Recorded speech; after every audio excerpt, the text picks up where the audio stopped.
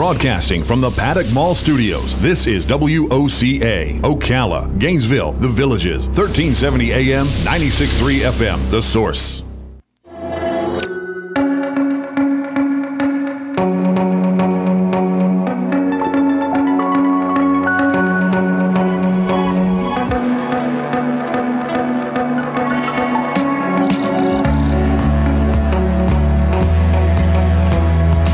Minutes after 11 o'clock. Thank you for tuning in. Somewhat overcast. That overcast is something to be concerned about a little bit. The farther west and northwest you are from where we broadcast, the more likely you're getting rain from this hurricane. Although this broadcast doesn't reach into the really hard-hit areas right now, they're getting hammered in the Panhandle, from what I understand. So we're kind of lucky to be on the outskirts of this one. But if you look up, that is part of it. Those clouds that are up there right now is part of the outer band. Hey, I was walking through the store the other day, Robin. Listen to this. I heard a little child upset because his mother couldn't buy him whatever he wanted, right? Oh. And so the mother said, "What do you think? Money grows on trees?" Yeah. The little boy was so smart. He said, "Mom, it does metaphorically." Oh my gosh. And I said, now who taught that kid? Who taught this kid that money grows on trees metaphorically? Yeah, exactly. Oh, man. We have such smart kids, don't we, nowadays? Yeah. Kathy Longo might agree. Look at the cover of her book. It's called Flourish Financially, and there is a plant on the cover of that. What is that? Is that a money plant? Yeah, it looks like it. See, I told you. Nice, I told you. I like the pot. It's so pretty. Kathy is a wealth manager, a financial planner, and her book is going to help you become a wealth manager of sorts. Values, transitions, and big conversations, like that little one I heard. It does, Mommy, metaphorically. Kathy Longo, good morning, Kathy. How are you? Good morning. Thanks for having me. Money grows on trees metaphorically, correct? Well, and according to the picture, but it's interesting, that message is probably one of those early messages that child will think about when he thinks about how his parents responded to money. Oh, and is that a good thing or a bad thing? It's probably not the truthful statement.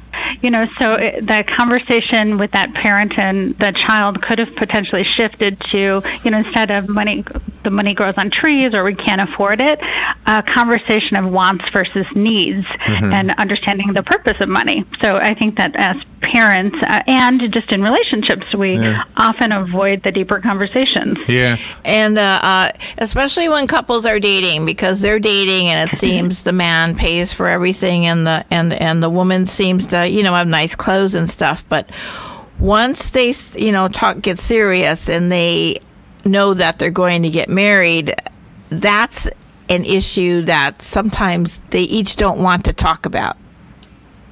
It's so true, and it really is rooted in kind of understanding their money history and their approach to spending and saving. You can have a couple that one person is like, oh, it's okay to buy it before we have the money, put it on credit, we'll pay it off later, and another in the relationship that's completely opposed to it. And those are really hard philosophies to come together around. So how does the book help us become better with money? Like a decision, like you just said, should we put it on a credit card or should we save up for it? We've had money discussions on this show, since I've been doing this show, which is going on 16 years. And a lot of times we'll have a listener call up who doesn't even like the idea of borrowing for a house, which I can't even imagine saving up for a house. Yeah. It's almost necessary to have a mortgage. Yeah, it is true, and it would be interesting to learn more about their feelings and why they think that way. The book is really meant to help people have the necessary but sometimes uncomfortable conversations around money with their spouses, with their kids, with their parents, and with their friends. So through those conversations, they can have a more productive and more aligned relationship with money in their life. And the conversation would be, like Robin was pointing out, people who share in the expenses, correct? Yeah, so exactly. So when you think about like couples even coming together and how are they going to treat spending, and so I'll have clients ask me, is there a better way? Should we each have our own separate accounts? Should we have one together? And there's really not a right or wrong approach to it. It's just really coming up with a system for sharing expenses and agreeing upon some future savings goals, and then honesty too. So one of the things as I think about the book and some of the research, a lot of couples are lying about money money and their relationships. And so it's really important to come together and be honest about their finances.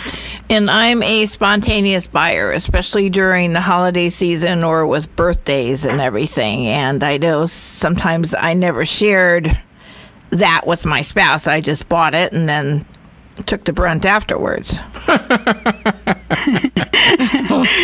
To be kind. I had someone ask me, should I be worried about my girlfriend's the amount of Amazon boxes coming, at the front step? And so they hadn't really had the money conversation, but there was definitely a notice and wondering about maybe that spontaneous spending. Yeah, that is spontaneous. Yeah. Amazon makes it easy for all of us to buy spontaneously. Yeah, it does. Yeah, I bought a Peter Max print yesterday for $6. I shouldn't have done that, Robin. There you go. You also had a study by the National Endowment for Financial Education. What kind of things did we learn from that? Well, we learned that 31% of Americans that have combined their finances say they've lied to their spouses about money. I think they might even be lying in that survey. I think that sounds a little low to me. Oh, really? The study came back. Yeah. Different degrees of lying, like little white lies, like, oh, is that a new pair of shoes? No. I've had these for a while. To, more serious lies. I've done that with shoes.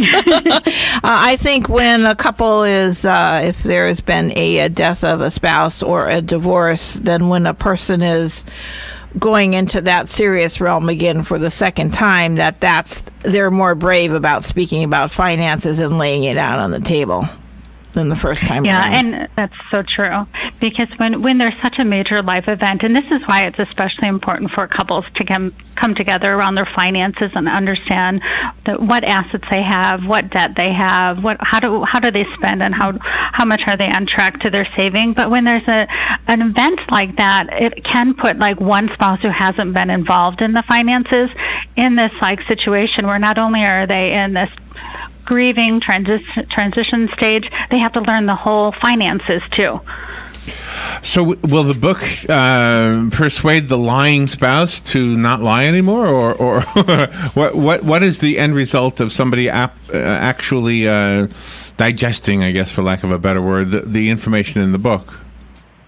Well, the book is really going to help individuals understand their own money stories, their own values, and how that influences the way they deal with money today. It's really practical and approachable. Lots of stories from clients that I've worked with along the way, my own stories, and lots of conversation starters. So it's not filled with all the financial jargon and technical information. Instead, it's about how do we look at money and how do we get organized around money in our lives.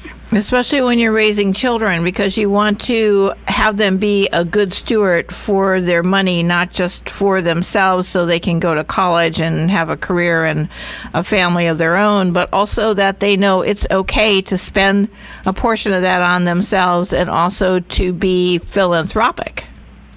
Yeah, I think that concept of sharing some, so being philanthropic, having saving, spending, and investing, those are 4 key components that we really try to encourage parents to teach their kids about. The book is called Flourish Financially. I found it on Amazon, and I was wondering if you had a website you would like to recommend in addition to the Amazon listing? FlourishWealthManagement.com. All right, excellent. And if you're looking up Kathy's name, she spells Kathy with a K, and Longo is her last name, Longo, Kathy Longo. Flourish Financially. Well, I hope you flourish financially with the book. Thank you. Thanks for having me. Oh, you're welcome. We'll take a little break, and we will be right back. This is The Source, WOCA Ocala.